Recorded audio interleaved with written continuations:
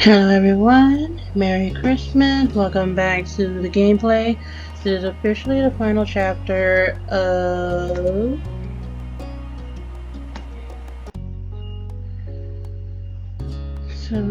step one. Step one, and now you see our choices. This is going first, and then we're going to go straight into adult. Cole wasn't able to do many things that summer. When you, him, and Shiloh sat out on the shoreline one bright morning, you could tell he wanted to be in the water. And by the way, my dog is actually running around a lot of places, so sorry if you hear too much noise. But there was no way he'd be swimming anytime soon, not with his calves. The waves washed a single shell to shore, glittering and blue, another reminder of the places he couldn't go. From what you heard about Cole's old life so far, in tiny pieces and fragments, you could tell that he'd do anything to be able to get the cast off. Like make a pact with a witch or something, just to get it off his arm. He thought about how his summer last year must have been totally different from this, with his old home and his mom and dad.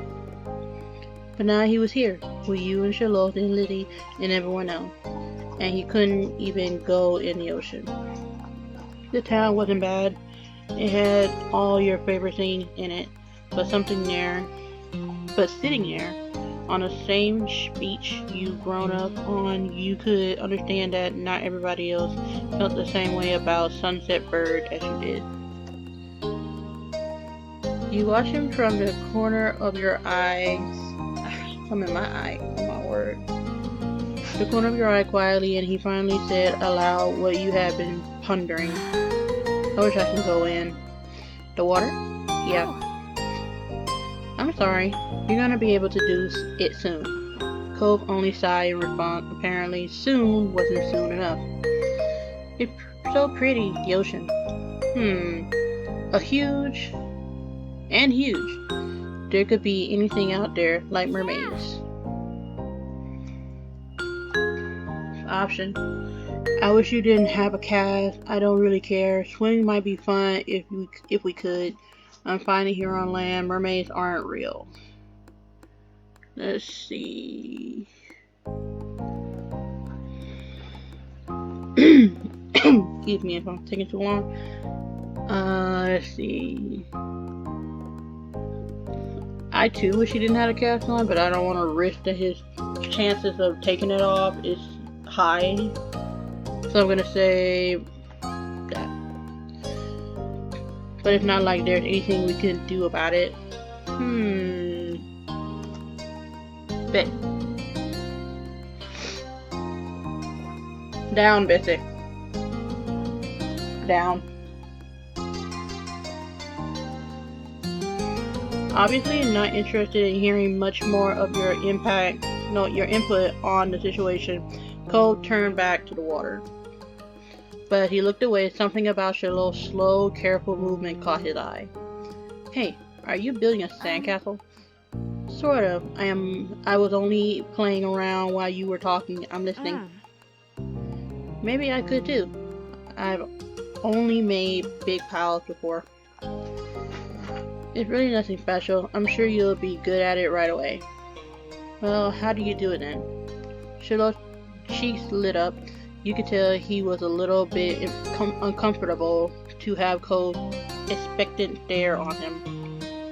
I'll play too. Option. I love making sand stuff. I've never really made one before. There's nothing else to do. True, because he can't swim.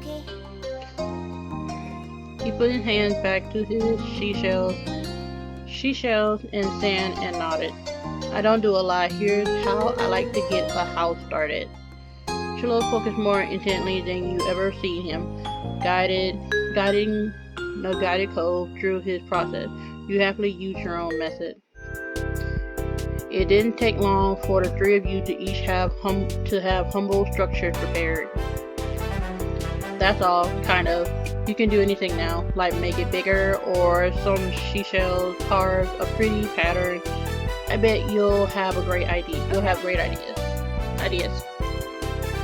I'm gonna make it bigger. Mine is gonna be a real castle. This is gonna be a house. Looking at the base of your sandcastle, you decide to make a mansion. I'm sorry, it was options. It was either a castle, a house, or a mansion. I chose mansion. Looking at the base of your sandcastle, you decide to design a mansion.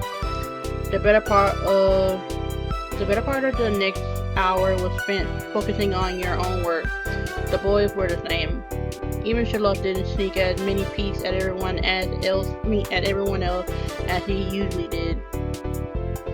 You finished shaping before either of them did, glancing up from what you built. It seemed you got done so fast because they already searched around for extra decoration. Charlotte had grabbed most of the really interesting stuff, and Cove had a lot of the shells, but there were still options. The first thing you reached for was a option: red bottle cap, blue seashell, green piece of sea glass. I never heard of sea glass before. It was the best fit for your mansion, you decided. It was see-through and sparkly, so you put it in a funny place where it'll take a second look to see it.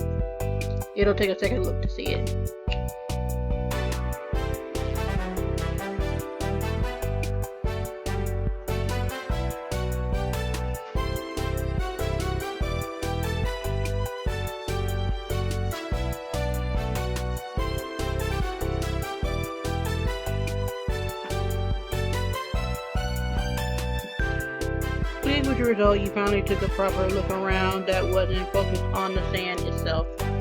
Both Cove and Charlotte seemed super immersed still. You knew you could probably sneak a peek at either one's work. Options. You checked out Cove's sandcastle, you checked out Charlotte's sandcastle, you decided to not to look.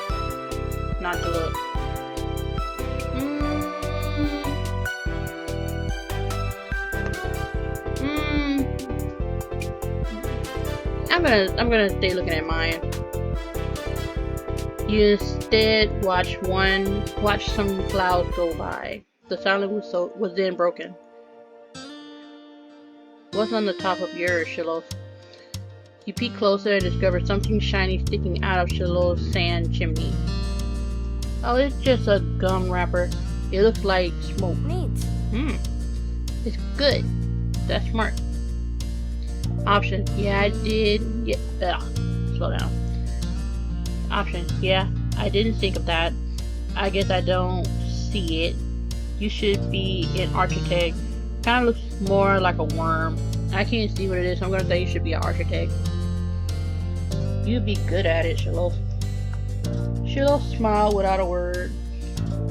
And that was that for the current topic. I'm Teresa. Can I see what you did? Sure. He scooted just a bit nearer and began surveying your work. All you really knew about mansions was that they were supposed to be big, so you gone really big. It was the size of the country clubs that Lizzie played golf at. Really? Compared to Cove and Charlotte's building, probably even better. Charlotte quickly decided to jump in the new conversation. Hey, I'm Teresa. What did you do? This is my mansion. It looks great. Your house is so big. Option. It's not a big house, it's a mansion. I'm not egotistic. I guess mansions are just really big houses. Yes, they are. Thanks. You just looked at him. I'm gonna say thanks. You're welcome. I don't think that's the same as a house. Huh? Is being a house bad? No. But we each made our own place. Nobody is the same. I think we are. Something Cole raised an eyebrow at that. If something is the only one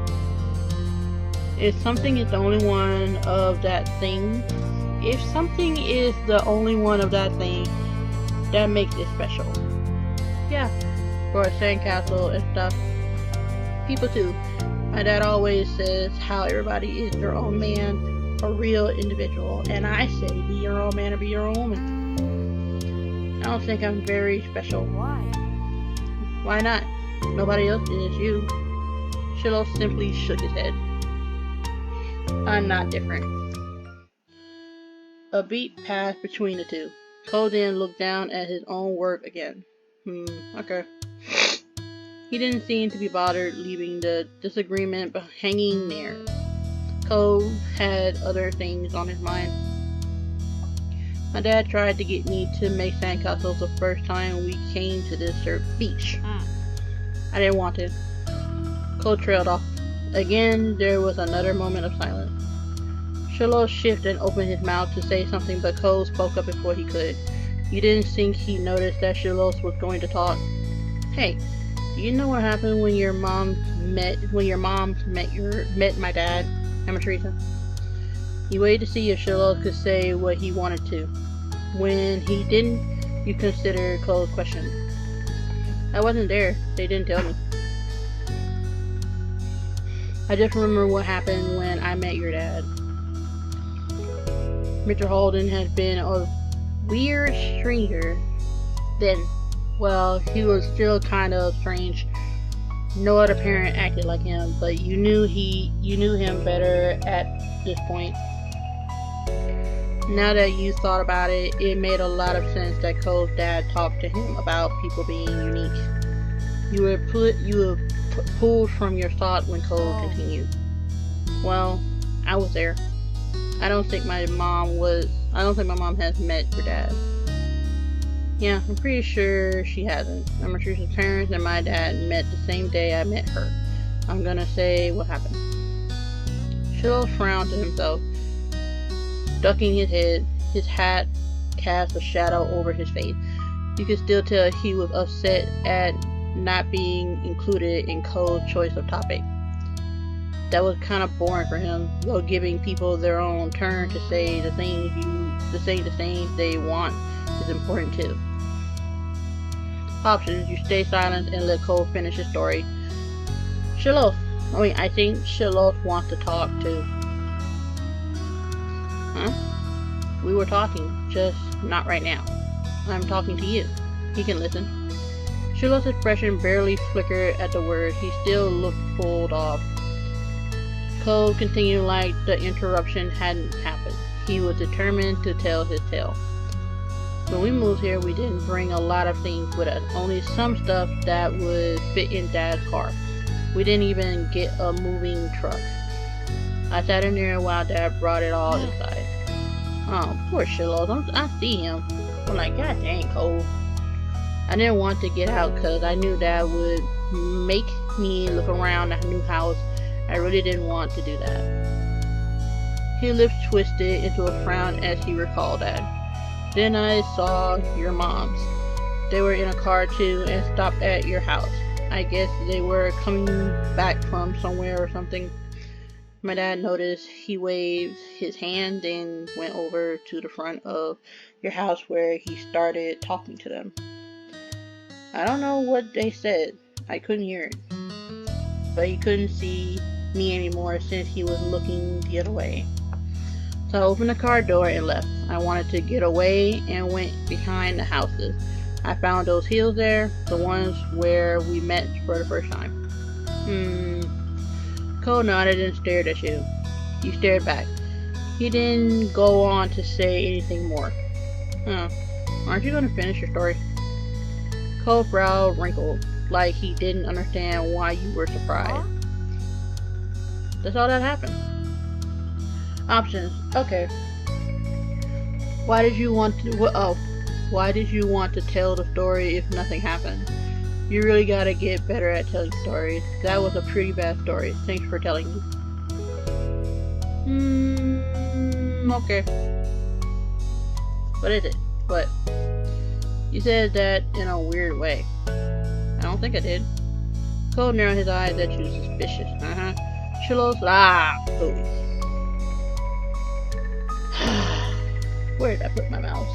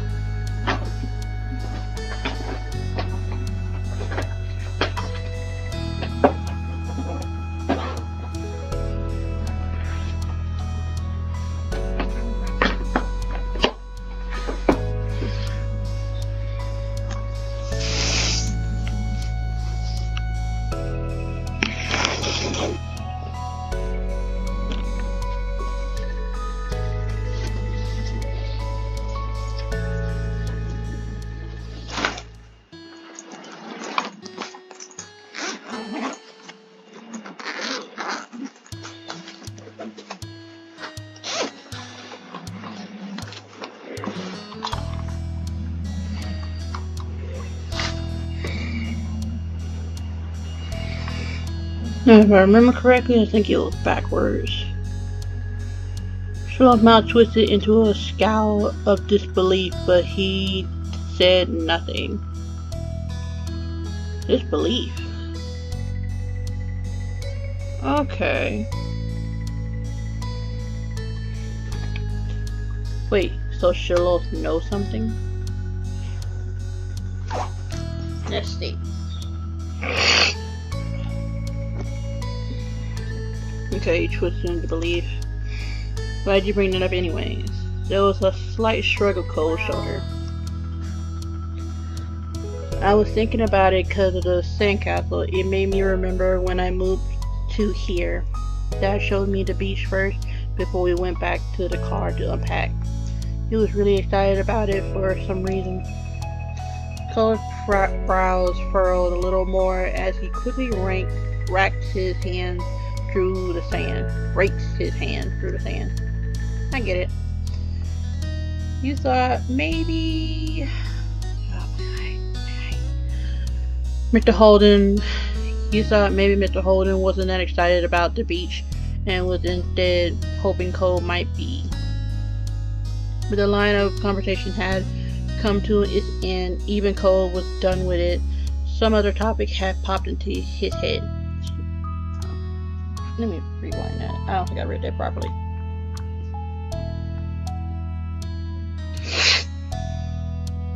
Okay, some other topic have popped into his head. Okay.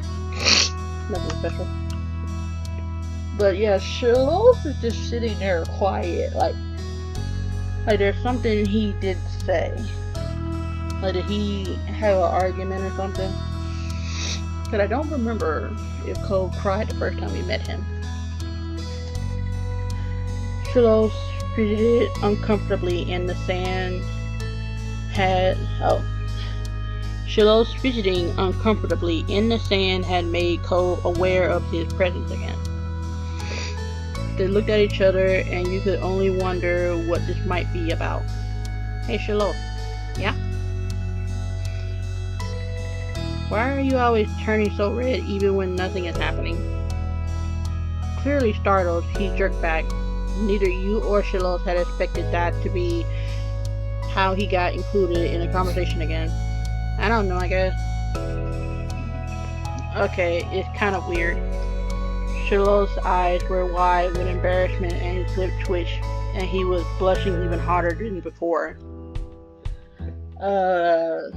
Is Cole sensing something about Sherlock? Like, there's something about Sherlock that he's noticing. Maybe it wasn't only his. Maybe it wasn't only his. Perhaps it was simply the last straw.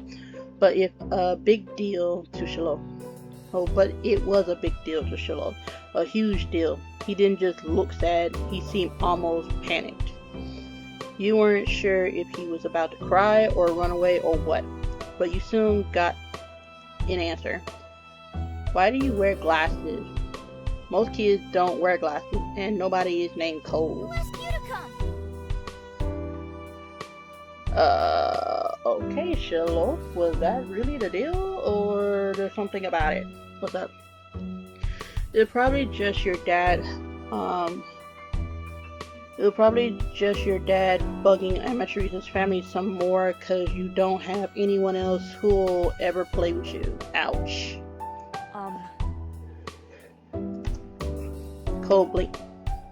The tension on the beach was suddenly uncomfortable in a way you didn't know how to laugh off. It didn't seem like the kind of thing he'd get upset about, though you hadn't ever known what kind of thing would bother Sherlock. I'm sorry. Me too. I was just wondering. Dang. How to break this option. Hey, let's build another sandcastle. That's not gonna do. You tried to play on your own. No. Are we gonna build more? You nervously messed with the sand. I mean, this situation, and was this really bothering him the whole time? And he's used to being the only boy? I mean, this this one being like, this what I mean, I think in the last episode, like, Shiloh need to have like a backbone or something, like, let us know what you want or whatever. Like, if it's because it's cold, literally here, and he used to be an only boy, he need to say something more. But that got off on the wrong track, so let's see. I'm gonna say, are we gonna build more? You wanna keep building sandcastles? Okay, what an icebreaker. Cole glanced at Shiloh, whose smile hadn't returned to full power, then at you. Alright. With a relief, you were glad it was settled. Not really. We're kids. It's never really settled, it just, we're kids. We don't know what to do after that.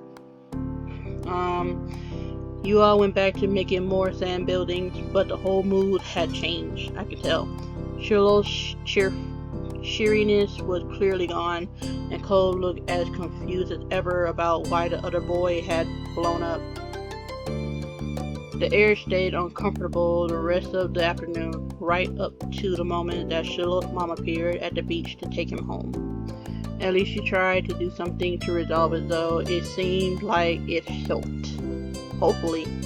Even though Shiloh smiled when he said goodbye to Cole wavered, it stayed as bright as ever for you.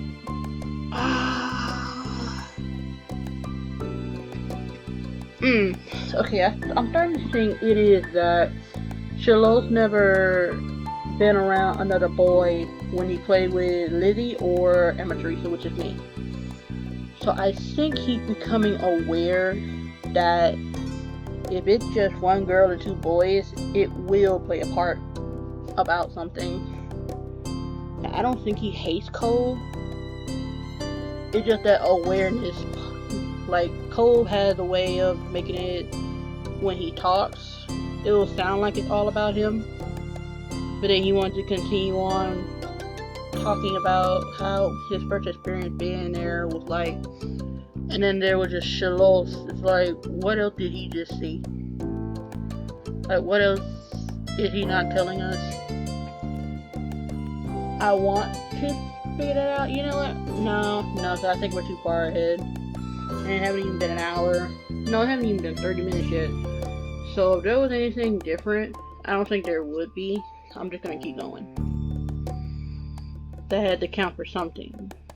But with Shiloh's gone and the sun going down, you knew it was time for you and Cole to head to your own houses. The two of you trailed out of the park together towards the neighborhood. The walk home was quiet. You passed by familiar landmarks, shoes thumping against the sidewalk in near perfect unison. Cole was clearly caught up. Cole was clearly caught up in something about something. Thinking. My goodness, English. Cole was clearly caught up in thinking about something. Option. You asked Cole what he's thinking. He stayed silent. Ain't about that life. Something was definitely up, so you choose to reach out to him and ask. Hey Cole, is everything okay? You're making a funny face. I was just wondering. Cole fell silent again for a few more seconds, then sighed. Why should I act like that when I said he was all red a lot? Okay, oh gosh, I don't think I pinpointed why he was blushing though. But I'm gonna read the options and hopefully this will clear things up. You were being rude to him. He's just being a baby.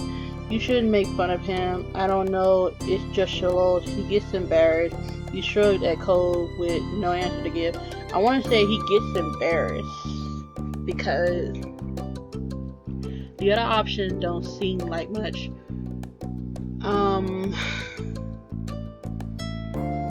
But was it really rude that he wanted to still continue his story, but it seemed like Shiloh wanted to say something? Like, did he disregard that he was there? It wasn't all day, but he did ask why was he blushing, and I still want to know, so I'm just gonna say he probably was embarrassed. He gets embarrassed, but I didn't say anything that bad. It might have upset him anyway. I guess I can get it. I can't get it. Why he would do that. Sometimes I get really mad too. Despite seemingly coming to a conclusion, Cole's mood was still sour. Hey, am I Teresa? Am I Teresa? Was Shiloh telling the truth? Huh? His gaze left yours as he dug the sole of his shoe into the ground. He looked oddly vulnerable for a second. Does my dad make you hang out with me? I know he talked to your moms about that a lot. An uncomfortable weight settled in your chest at the question. You liked spending time with Cole. You didn't even have to think hard about it. You knew you did. But you couldn't help feeling guilty. Cole still didn't know what happened when you met Mr. Holden. Let's see. Option. Nobody's making me spend time with you. Your dad does do stuff so you'll hang out with my family, but Shiloh shouldn't have said that. You decide to tell him about how his dad offered you money.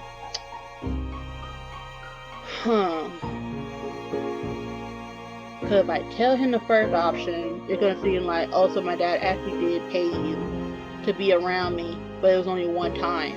And it's like, over time, we've grown to like Cole. Telling him the last one would be telling the truth, but then he'll probably try and run off again. He'll probably blow up again.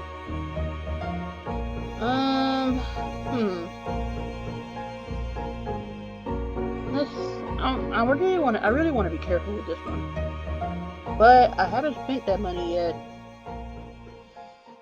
But I feel like telling him now as a child why. I don't know, he gonna seem different about it or something. Like, Shiloh was right. Like, his dad did something for us all to hang around him. Like Cole, be around Cole. The way I see it, I think we would have been friends. Your dad does do stuff so you don't hang out with my family? Nah. I think that was just the beginning, but he doesn't force Cole to be around us. He doesn't, I don't know. But 1 and 3 is not looking so good. I'm gonna decide to just go ahead and tell him that his dad gave me that money. Solely because if he finds out later, it seems like he won't have interest in me no more. But remember how you talked about how our parents met and I didn't know what happened? Yeah. I kind of had something happen that you don't know about when I met your dad. As you struggled to find the right word, Cole looked at you passively. My goodness. You wanted to turn away, but you kept your eyes on his as you spoke. I was walking home and your dad was sitting in front of the house. It must have been after you ran away. My moms weren't there either. I think they were looking for you. Your dad saw me. He got up and came over. Mr. Holden told me that he just moved into the house next to mine. Cole was still listening, his expressions as plain as before. You paused for a moment, wondering if you should really keep going. Yes. Options. You didn't tell Cole what happened after all. You told the full story. Full story. Not here. Even if it was supposed to be a secret, you thought Cole should still know. Your dad thought that you might be lonely here, so he wanted me to be your friend. He said he'd give me $20 if I did. Cole was so still. You thought he hadn't heard you. Then his eyes widened, his mouth fell open, but no sound left him. Silence stretched between the music too. Silence stretched between you so tense that it was also tangible. You shifted from one foot to another and your hand tensed up. Please say something. Oh no. I mean, honestly, telling the truth is fine with me. But if you ever learn down the line, like, yo, I was still friend with you. I'm still gonna be your friend, regardless of the $20. I didn't even know who you were at first. Instead of speaking, he closed his mouth. His eyebrows bent up, crinkling his forehead. He looked more sad than surprised now. He was going to cry. You were certain of it. I'm sorry. I'm really sorry. Cole raised his hands and brought them up under his glasses. His hands pressed over his eyes, hiding them from your sight. Then, right in the middle of the street, the tears began to fall. His shoulders shook with the force of his sob. You could glimpse wetness through the cracks of his fingers slipping down his cheek. Cole, it's okay. Option. You step closer, you place your hands on his head, you touch his shoulder, you stayed by him.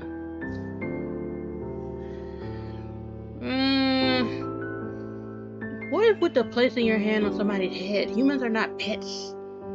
Jeez. I don't know if touching his shoulder would do it, because then that'll sound like I feel his pain, when really I don't.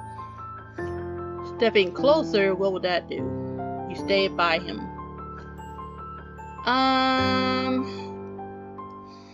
He's crying right now. So, I'm just gonna stay by him. You couldn't go anywhere with Cole in this state. But Cole shook his body from side to side, rejecting your presence. No. Go away. You flinched at the shout. As you stood there listening to him cry, you felt option. Uncomfortable over the scene he was making, concern for him, regret for telling him about the money, bad about everything. Concern for him. I mean, we already there. Might as well.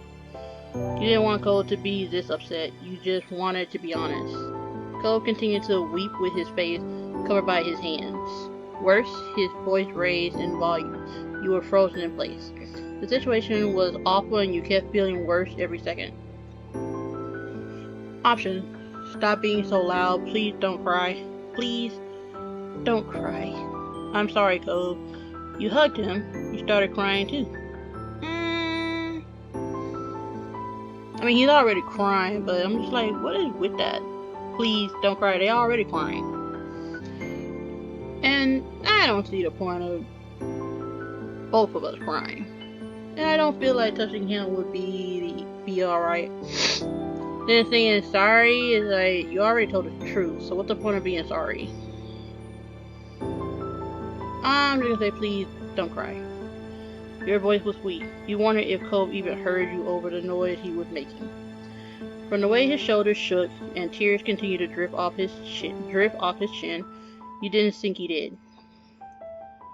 You heard a door opening and you flinched, expecting to see one of the mean old grandparents preparing themselves to yell at you. At this hour, most people weren't around either because they were working or down in the town.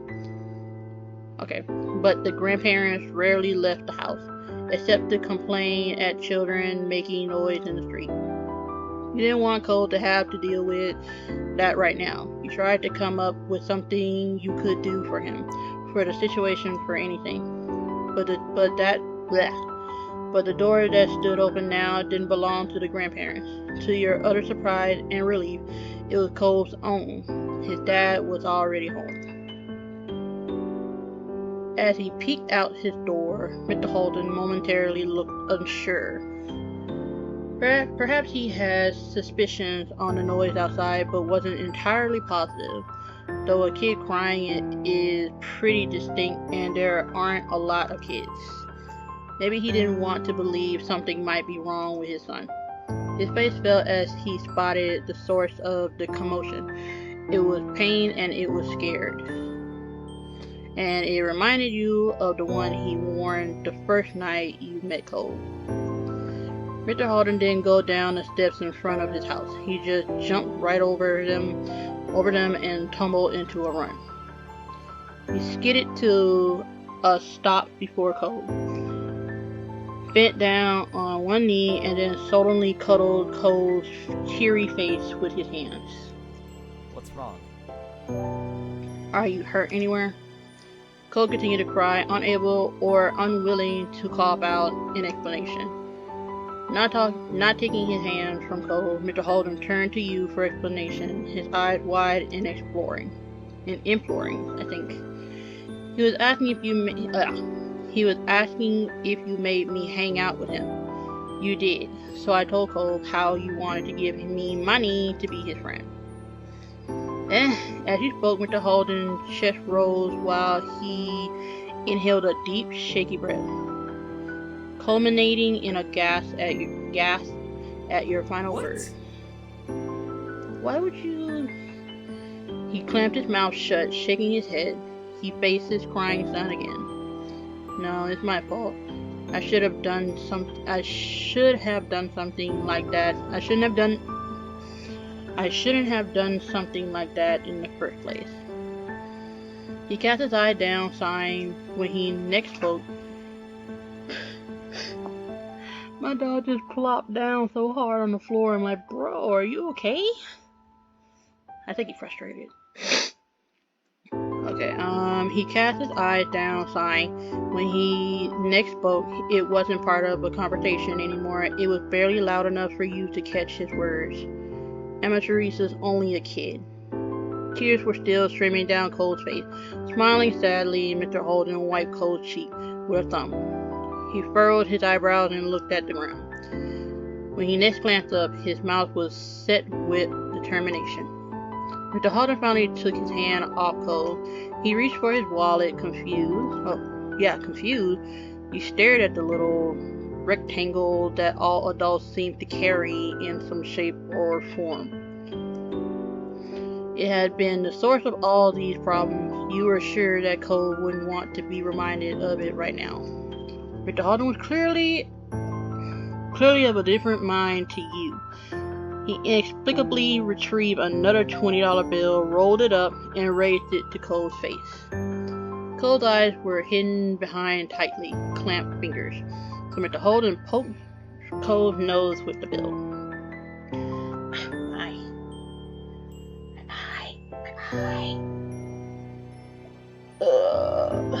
I have no lashes yet. This is getting on my nerve. The lash. Anyway. Cole peeked between his hands and grunted as he saw what he had been prodded with. Even if it was surrounded by sobs, you were glad that something else had finally left Cole's mouth. Come on. Shoot. Come on. Hey Cole, can you stop crying? I'll give you this cash if you do. What the heck? That after this? Yeah. Bro, what the heck? You know, offer your son money. Cole dropped his hand from his face. It had already been red and wet with tears, but now his features were scrunched up in a scowl. Not for the first time, you questioned Mr. Holden's tactics. He had to use two hands, but Cole firmly shoved his dad's own hand away. But Mr. Holden just chuckled at Cole's reaction and tossed the money aside. It unfurled as it flew through the air, rising before slowly drifting to the ground. What the heck? Mr. Holden took Cole's outstretched wrist and lowered them to Cole's side, stopping him from hiding his face once again. Cole's dad clearly wasn't going to let go. Huffing, Cole turned his whole head away. Tears continued to roll down his cheeks as he glowered at the ground. Okay, you can buy a lot of cool things with that, but it can't do anything, can it? Cole didn't respond, not even to look at his dad. Mr. Holden continued. Your old dad likes to make things nice for you with the money he earned, but you're smart. You know that I haven't really done anything. I'm sorry. I still make you sad and upset just like right now. I'm sorry. Cole sniffed, the harsh line of his brow mellowing. Mr. Holden squeezed Cole's hand as he continued. Amatrice is smart too, right? Mr. Holden spoke in a soft, encouraging tone, and Cole continued to calm? Something. Anyway, you have nothing to worry about, except for me. Mr. Holden chuckled. Cole pressed his lips together, mulling over his dad's words. Though the stream of tears had eased, drops still budded in his eyes and threatened to spill out. I love you, son, so much, more than anything else. Sometimes that makes me a little too hasty to see you happy, and I make it all worse. I really am sorry. Scrunching his eyes tight, Cole nodded. When his eyes opened again, they were red and glossy, but there were no tears left on the precipice of his lower lashes, whatever. Aside from the occasional sniff, he was mostly back to his usual self. He swallowed. Though Cole had refused to echo Mr. Holden's exact words, the sentiment seemed to be enough for his dad. He moved his hands under Cole's armpits and hoisted Cole high into the air with a grin. Cole's hand flew to his glasses, holding him back from falling off. Cole's lips were shut tight, all betrayal by the telltale smile in his eyes. At this point, tattletale sounds better. Smile in his eyes that he was trying hard to hide. Mr. Holden laughed, lowering Cole so that he was securely pinned against his chest. Cole looked away, face angled to the ground. Now that his dad could no longer see him, he was allowing himself a smile. Aww. Mr. Holden might have missed it, but you didn't. Cole wrinkled, pushing a hand against his dad's shoulder. Can I go back down now? Yeah. Sure. I said sure. I read it. Mr. Holden set Cole gently on the ground, waiting until his feet found their footing before releasing him entirely. I had to do something. Wait here. As Cole wandered away, Mr. Holden's gaze stuck to him like glue. You sighed, your eyes downcast. You felt weird that you only been able to stand there while the event unfolded. You weren't able to fix it. I couldn't make you feel better. Don't worry about it, please. We don't need another tragedy story. He winked and you weren't impressed. Hey, I mean that. The first part, anyway. There's only so much you can do to try fixing someone else's mistakes. He smiled sincerely at you. You've done plenty for Cole. Just the fact that you were honest with him. Stop your nose. When his own dad wasn't. Proves it. That's a relief. Thanks for being such a good kid. I hope you'll keep spending time with the boy. Although the sound of his name summoned him, Cole returned, clutching the bill his dad had cast aside earlier. Okay. He cocked your head, and Cole's dad raised his eyebrows. Cole looked at the crumbled note, then walked over and held it out to you. I stopped crying, but I don't want this. You can have it. He gave you a small smile. Behind him, Mr. Holden was still covering Cole, watching Cole slowly. Clearly relieved, you shared the feeling. Cole was making peace with the deal that happened behind his back. Option, you decided to take it, you decided not to take it. What would this actually mean? But if the other one is not what I like, I'm gonna rewind and show you all the next option. Or you can watch somebody else do it. I like seeing both now because I'm not so sure about the next one. But the first one was out of the man offered me money, but I felt like hanging around with him anyway. Oh girl's not a gold digger, but I'm just gonna say I decided not to take it. Shaking your head, you push the note back to Cole. I don't need it, but I don't want it. You are at a stalemate. Mr. Holden hummed softly, tapping his head. He gazed up at the wide sky as he pretended to give the conundrum serious consideration. I know. He plucked the bill from Cole and tore it right into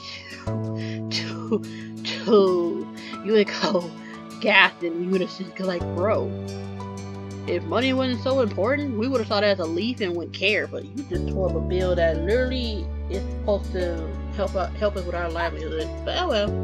Dad, we can't do anything with it now. Yeah, you can. Put some tape on it. See-through tape. True, it won't work at the store like this, but now you can split it. crouching down, he held out the pieces to you and Cole. You both looked at the two halves. Neither of you reached for them. It still has value as a keepsake, a memory. And that's one of the most valuable things you can use money on. So, That sounds pretty good, huh? Maybe I'm getting smarter. Wordlessly, Cole stretched out a hand and took his half. You took yours, running a finger along the jagged edge of the bill. It was cool to think that no other note was shared this exact same feature. The precise peaks and tropes of the tear except for Cole's tear. Except for Cole's. What like tear? Except for Cole's, which would bear them in reverse. It did feel like there was value left in it. Mr. Holden stood up. Oh, achievement unlocked. Cool. But that'll like 1. Oh my gosh, so there's 4. Mr. Holden stood up, stretching his arms out casually. Well then, it's about time for dinner. Me and Rugrat need to be going in. You probably should too. I bet your moms want to see you. Alright. Bye. thanks very much. Oh shoot. Have a good night, and thanks, Emma Teresa. Dad and son waved at you as you turned and dashed back home, the note clenching tightly in your hand. You felt lighter. And we're to the last one. I felt accomplished with most of these. I still wish I could have done Sleepover and Ghost, but hey, things had to happen for it to work. So, Rona. One sweltering summer day, you were in your living room with Cole, listening to the sounds of the birds chattering outside the window while you lay across the rug on the floor. Cole's dad had dropped him off earlier, and your moms had left the two of you, along with Lizzie, to play amongst yourselves. It had been too hot to go outside in the afternoon, at least according to the mommy, my bad. So your sister was starting to get impatient waiting for her golf class that evening. Breathe. Okay. The three of you had trouble finding something fun to do. The beach and the playground were off limits. You felt that it was too warm for anything like playing with your fuzzy toy animals. Then suddenly, a light came to Lizzie's big brown eyes, and her smile spread wide across her face. Having an idea gave her a new wave of energy. Since we're stuck inside, we should be adults. They don't play outside anyways. They're always inside and telling your bodies they're too busy to play. I don't know. Well, for me right now, it's because I'm gaming instead of doing my mouth. Taking that eye off myself. At this point, I'm just gonna face the music. If I can't get this stuff done because of how my actions had occurred, then I'll accept it. I'll face it, because it's the first time I actually had to experience something like this after doing whatever I felt was difficult for years. I said why, and it'll be fun. Duh. What do they do inside that we don't, besides use the phone a lot? Excluding a small huff, Lizzie decided to ignore Cole. What do you think? Emma Teresa, what do you think? Do you want to? I mean, option. Cole said it. That doesn't sound fun. I bet we could come up with something else. I don't know. I want to. She said on the phone. But this one right here does speak the truth. We could do something else. But there's so much besides being on the phone. But that's what I'm going to do, and it's not as fun when I play pretend adult by myself. Do you do that a lot? What's it to you? Ugh. Looking at Lizzie, it seemed Cole felt he could understand where she was coming from, and he sighed. Do you really not want to play, Emma Teresa? Oh, so he want to play. It was clear he wanted some way out, but still felt guilty about it. Fine. Option.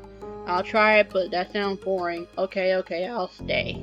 Sorry, I have other stuff to do. No, I don't. You kept hesitating. I'll stay. I hope this is as fun as you're promising it'll be.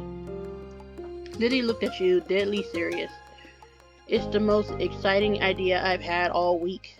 Satisfied that neither of you were able to bail on her, Lizzie thought over her options while you watched. After a few seconds, she clasped her hands together and beamed, apparently having settled on something without asking either of you. Okay. I'm going to be a professional golfer. I'm not sure either you and Cole can be a beach volleyball player, a gymnast, or a tennis player. Why can't we pick anything else? Why can't we pick anything we want? Because I have a fun idea. That's why. And we have to play sports as adults. Yep. But there's other kinds of sports too. It isn't the same. What do you think, Emma Teresa? Don't those choices sound super cool? You want to be that, huh? Options. I kind of like those. It really doesn't. Haha. It sounds like a blast. Isn't there anything else we can be? At this point, let's just go along with this girl. You nodded. Maybe not. Well, I didn't hear football players, so anyway, let's just do what this girl does. Cause we ain't got nothing to do. It's hot. Kind of. Lily beamed at you, happy at least one of you liked her idea. I didn't say I did. Oh yeah, which one sounds the best to you? Out of my list, still. Cole was not impressed with Lizzie's attitude, though he didn't bother talking more about it for now. He thought over the list of possibilities: beach volleyball, gymnastics, or tennis. Out of all of them, you preferred to play tennis because I did tennis in elementary school. I wasn't the best at it, that's why I didn't get picked. Yeah, the coach didn't pick me for a reason. You remember Mommy had a couple of old tennis rackets lying around somewhere, so you forgot where you had seen them last. You could check the attic for them, although Lizzie probably wouldn't let you run off and do that now that she has you here. Well, like, I'm gonna play hide and seek then? Yes, that was clearly the top option. Okay, I'm gonna be a tennis player. You're already wearing a skirt for it. Does that sound sexist? I'm gonna say that sounds sexist. Because I have yet to see a dude be proud to wear one and do tennis. Yeah, alright. How about you, Cole? I picked volleyball. I should have known. Okay, so Emma Teresa, you're a famous tennis player, and Cole, you're on a popular beach volleyball team, and Lizzie's ponytail bobbed when she proudly stretched her arm wide. We're Olympic athletes who just competed in the Olympics. I'm gonna say that. Cole didn't seem all that impressed with the announcement. He made a face and adjusted the glasses on his nose. That's really specific. Rude. That's what makes it fun, anyway. Lizzie marched back and forth in front of the both of you, getting lost in her own imagination. I won all gold medals, and people are calling me for the next Mickey Wright. Whoever that is. Who's that? Yeah, for real, who is that? Lizzie stopped on the spot and turned on him, her brown eyes shining with impatience.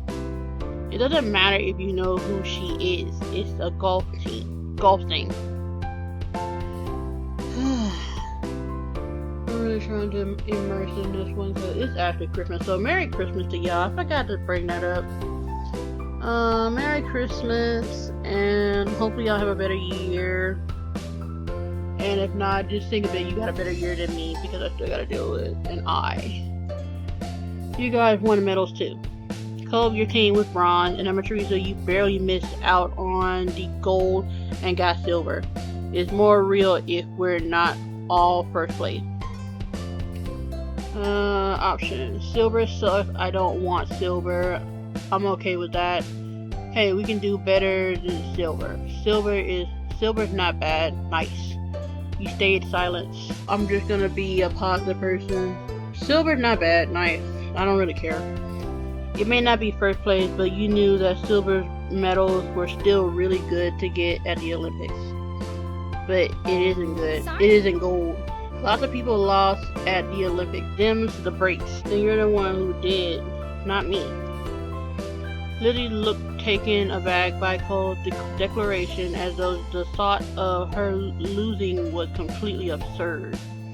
No way, it wouldn't make sense. I'm already practicing my golf game. She took a golfing stance to make her point, pretending to swing her club and hit an invisible ball. So what kind of house do you want to live in? Cole hadn't changed his mind about winning. But thinking about where he lived as an adult appealed to him. Apparently because he looked back at Lizzie with some of the anger fading. I'm going to live on the beach. Lizzie made a face at him, poking out her tongue. That's kind of boring. We already have that. No, not like the normal houses not like normal houses here with a street on it, right on the sand by the water. Just like that, all the tension was back. You hadn't even had a chance to choose where you would want to live. That's not very fun or smart, Cole. You can't live on a bunch of sand and shells. But I want to, and I will. Cole narrowed his eyes at Lily, even though she stood half a head taller than him. You didn't give out a list of things to pick from this time, so I'm picking that. Why are we playing pretend if we can't imagine anything? Well, I'm gonna live in a mansion far away from here, and far away from you. Y'all really are kids. One with an indoor pool and a place to practice my award-winning golfing. How come you were yelling about mine when your idea is even more impossible? Lizzie's face flushed red. Her hands balling into fists at her sides. It is not impossible and it's better than yours. Disagreements always seemed to crop up when the two of them were together, and you always felt like you were stuck in the middle. But then it came to the topic at hand this time, you thought. But when it came to the topic at hand this time, you thought. Options. You prefer a mansion. Being on the beach was cooler. You wanted to agree with Lizzie. Cole was right. You were tired of deciding between either of them. Yeah, I really am. You didn't engage with their bickering, and instead of drifting up your own dream house. And you weren't going to share your idea with them either. You already knew it was a good one. You can swim anywhere you want if you live on the beach. We can still swim anytime we want from where we live now. Being a little closer doesn't mean anything. Says you. The two of them scowled at each other. You're being so unreasonable. I don't get what you want. This game doesn't make sense. It does. You have to be realistic. I said that. But you're not. You had no idea what to do to make them stop at this point. It seemed like the two of them would just keep working each other up as long as they could. Nothing you said so far has kept them from being mad. Thankfully, like a greeting card angel, Mom walked into the room. Lizzie rushed to her, hanging onto the hem of her skirt and poking out her tongue at Cole. Lizzie, I'm Teresa. It's time to get ready to go. Sorry, you had to leave already, Cole. Their mommy says she'll walk you home so you won't be left in the cold. Cole was still glaring at Lizzie, his face flushed with anger. I can go by myself. But I am a Teresa. There was still a harsh edge to the brief farewell, but you knew it wasn't you he was mad at. Without giving Mom a chance to stop him, Cole stood up and walked out and stalked out of the room, shoulders drawn tight. Okay. Worried, Mom turns to look down at you and Lizzie. You two were playing nice with our new friend, weren't you? And no, we weren't. Option, you told the truth. You lied. I told the truth. We were playing pretend and things got intense. They were like cats and dogs. Your sister's jaw dropped, looked betrayed, so what? As Mom put both hands on her hips. Elizabeth! I told you to be kind to him. He's having a hard time right now. Lizzie's mouth closed back up, replaced by a tiny frown. So what? You feel like you can always get your way, then you can have fake friends. I'm gonna tell you right now, I can't say you ain't gonna have no friends because you will have fake friends. I know, I tried, but he was. No buts. We both know you can show someone a great time when you put your mind to it. You're going to apologize to Cole and his dad over the phone when he gets home from work tonight. Lizzie hung her head, dragging a foot across the ground in front of her. Okay, Mom. Good girl. I don't like that. You got pieces of Lizzie sulking to herself about how it was his fault too, but it was over. Alright, we better get a move on. Let's go, kids. Huh? Noelani? Where did you leave the... Oh, that's her name. Noelani, where did you leave the car keys? Mom hustled you all out the door, and you noticed during the car ride to golf practice that Lizzie was quieter than usual. She was usually the first one to request which music to listen to in the car, but she didn't say a thing. Her parents noticed she wasn't in a mood to be bothered. They gave her space, and Mommy just asked you what you like to listen to. K-pop, K-pop, K-pop. Because I'm a kid right now, so they blast that music to children to this day. Options. You pick your favorite song. It always made the car ride more fun. You chose the soundtrack to a cool movie you saw a couple months ago. You chose a song you knew Lizzie liked. Maybe that would cheer her up. It all depends. So she was already in a bad mood, and she already got to apologize for being a butt. Hey, I don't want her sulking and then all of a sudden she can't do her best. He was happy to see it brighten her up right away, as she started singing along with you, because like she got to apologize later, she ain't got to do it now. Soon enough, her bad mood was a thing of the past. When the car ride was over, you spent the twilight hour watching Lizzie hit things with other girls her age. You didn't know much about golf, but you could tell that she really liked it, so you sat with your moms and tried to puzzle it out. It was nice sitting outside after being cooped up in the house all day, and you stretched out your legs to let the last few minutes of sun warm your skin. When the sun was finally out of sight, dipping into the horizon, you all got ready to leave. Instead of going straight home, your mom took the family out to dinner. You went to a restaurant you had all been going to ever since you could remember.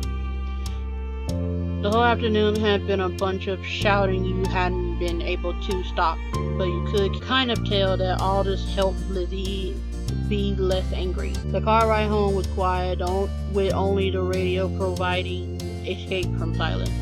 Lizzie had been in a better spirit now, but the closer you got to your neighborhood, the more she wiggled in her seat and frowned out of the window. She knew what was coming when you all got back home. Clearly she was dreading it. Oh well. Soon enough, Mom was turning into your street, then reversing into the driveway. Once she cut the engine, it was dead silent. No one spoke, only unbuckled their seatbelts and opened their doors. Lizzie was the last one out. Once everyone was inside and done taking off the shoes, she propped her hands on her hips. So, Now then, Mr. Holden's car is in the hallway. Now then, Mr. Holden's car is in his driveway, so he should be back from work. That's good news, isn't it, Elizabeth? You and Cove can't hash things out before the day is done. Lizzie didn't complain or put up a fight. Her head ducked so she didn't have to meet anyone's eyes. She noticed once. Good. Let's move this to the kitchen. Mom went over to the house phone, the rest of you following behind her. Mommy put a gentle hand on Lizzie's shoulder as they walked side by side. You watched them from the back. This was only happening because you told on Lizzie. So? And I don't regret it. Options. You didn't regret it. You felt a little guilty, like you had betrayed your sister. You hadn't liked doing it, but had to. But it was her fault for doing it in the first place. Honestly, if her ideas had been more fun than it is being so realistic, for kids, it can be either one, but if somebody's so predominantly ready to be over everything, then nah. Then I have no regret. I didn't regret it. You frowned to yourself, recalling how Cove had left in such a bad way. Hopefully time and Lizzie's pending apology would raise his spirit and smooth things over between them. I doubt it. But hey, he's smart. The four of you stood around the kitchen in a lopsided square. All eyes were on Lizzie, who kept her gaze on her feet. You remember the number for Cove's house, don't you, honey? Lizzie jerked her head in another nod, sullen. Without further prompting, she stepped forward and she began to dial. Ooh. Mom reached over and pressed a button on the base. Suddenly, you could hear the phone ring. She turned on the speaker. The phone rang a couple of times, then stopped. Mr. Holden's warm voice came through the other end. Evening, Holden resident. Lizzie looked over at Mommy, unsure. She nodded encouragingly. Hi, Mr. Holden. It's, Lizzie. Can I talk to Cove? Absolutely. Lizzie laughs. What a surprise. But of course you can't say hey to the boy. He sounded cheery as usual, though definitely meant it when he said it was a surprise. You thought hard, and you were sure that your sister had never called Cove's house before. Mom spoke up before Holden or Lizzie could say anything more. Her arms were crossed over her chest, her lips pursed. Hi, Cliff. Noelani, Amaterisa, and I are here too. Good evening. We're sorry to bother you so late. Option. You spoke up to say hello to. You said nothing to Cove's dad. Said hello. Hi, Mr. Holden. The game's all here, huh? Is something the matter? His voice grew a bit concerned. Mommy was quick to reassure him. No, well, yes, but it's going to be okay. Lizzie and Cove got into a bit of a fight today. We were hoping that the two of them could talk and make up. Is this a good time for you and Cove? What? A fight? I mean, they didn't tussle, so it's fine. Cove didn't tell me anything about that, even when he did not. Cove did not tell me anything about that when I came home. It does explain the funks he's been in tonight. He chuckled lightly. Despite that, it didn't seem like he really thought it was funny. Anyway, it's good. You didn't catch us at a bad time. I'll go grab him for you. There was something shuffling on the other end. He must not have gone far because you could still hear him calling out. Cove! There's someone on the phone for you. After a bit of silence, there was more muffled talking from Cove's dad. Come on, bud. Lizzie called just so she could talk to you. Are you sure? Amateurisa's on the other end listening too. Don't you want to say hi? It took a bit of back and forth, though the conversation seemed one-sided since you couldn't hear Cove properly. Eventually, Cove took the phone from his dad. Hi. Hello. Hey, it's Lizzie. I'm sorry, I looked at her face and my voice changed like, ugh. Hey, I know, Dad told me. Cove's tone was defensive. Lizzie turned to Mom, scowling. Girl, you better watch your face. One stern look from her, though, and Lizzie turned away. Sorry. I just called to say I'm sorry for not playing nice with you today. I won't do it again. Lizzie's eyes were downcast, her voice low. You could tell she felt uncomfortable apologizing to Cove in front of everyone. She was still being genuine about feeling bad. Cove must have realized that too, because he sighed quietly. I want gold, and I think Arthritis should win too. Really? He thought you were worth gold even though you hadn't even wanted it. Girl, living your life like it's golden is what it's called. He said everybody gonna live golden. Lizzie was momentarily stunned silent by the demand. She probably forgot that had even happened already. Alright, we all win the gold. Okay, I guess I'm sorry to he said I guess. A sense of relief washed over everyone at his acceptance of the apology. Mom uncrossed her arm while Mommy's shoulders relaxed. Lizzie's eyebrows raised up. You wondered if she thought that he'd refuse her apology. Can I get off the phone now? You couldn't see him, but it was obvious that Cole felt awkward about the situation. He had come off uncomfortable the entire time, really. Yeah. You can go back to your room if you want. Be sure to say goodnight first, though. Bye, Lizzie. Bye. Bye. Bye, Emma Teresa. Aww. He perked up at the mention of your name. He smiled even if he couldn't see it. Bye, Cole.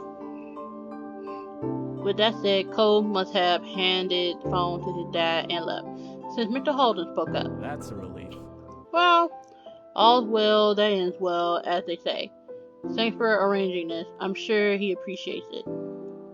As Mom's replied, Lizzie tugged on Mommy's hand to catch her attention. Can I go now, too?